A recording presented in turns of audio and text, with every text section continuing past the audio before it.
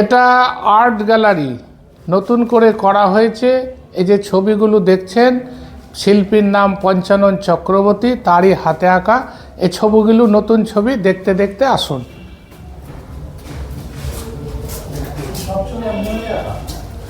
হ্যাঁ, সবই নতুন করে আঁকা। পুরনো হলে তো আপনার আগেকার বুঝতে পারবেন। এই যে তারের কাজ, কলকাতা শহরে দেখেছেন হাতে টানা রিস্কো, একটা তার দিয়ে সেই জিনিস উনি তৈরি করেছেন, একটা তারের কাজ। এই যে গাই তার বাচ্চাকে দুধ খাচ্ছে, এটাও একটা তার দিয়ে। রবীন্দ্রনাথ কাগজ দিয়ে, সেনাদের মুখোশ পেপার দিয়ে, পাথরের কাজ, অ্যালুমিনিয়াম হাঁড়ি দিয়ে আদিবাসীদের মুখোশ, ওপরে আর্ট পেপার উপরে ছবিগুলো সব দেখতে দেখতে ওই সামনের দরজা দিয়ে আপনারা ওই ঘরে প্রবেশ করবেন। না আমাকেও যেতে হবে? হ্যাঁ, আচ্ছা।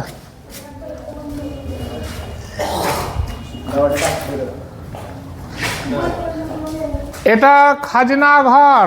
আপনারা যেমন বিএলওর অফিস যান খাজনা দিতে, তারা এখানে আসতেন। যাবতীয় নথিপত্র, জমি জায়গা সংক্রান্ত কাগজপত্র দেখতে পাচ্ছেন।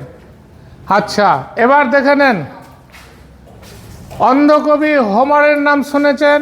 হোমার, যার বিখ্যাত দুটো মহাকাব্য আছে, ইলিয়াড আর ওডিসি, যার লেখা, যাকে গ্রিক কবি বলা হয়। আচ্ছা, আর একটা জিনিস দেখে নেন, এই যে স্ট্যাম্প পেপারগুলো, যারা খাজনা দিতে পারতেন না, গরিব মানুষ, তাদের সম্পত্তি সব বাজেয়াপ্ত করে দিতেন তখনকার দিনে। একটা চেকবুক আছে, স্টেট ব্যাংক তো নাম শুনেছেন, আগের নাম কি ছিল দেখে নেন, সেই চেকবুকটা ইম্পেরিয়াল ব্যাংক। এই ইম্পেরিয়াল ব্যাংকের পরিবর্তে হয়েছে স্টেট ব্যাংক। এটা 1921 সালে ব্যাংকটা তৈরি হয়, ব্রিটিশ পিরিয়ডে। তখনকার দিনে তিনটে রাজ্য মেলে, বাংলা, মহারাষ্ট্র, মাদ্রাজ, তিনটে শহরকে বলা হতো প্রেসিডেন্সি শহর। হেড ছিল কলকাতা। তারই চেকবুকটা দেখে নেন। হ্যাঁ হ্যাঁ।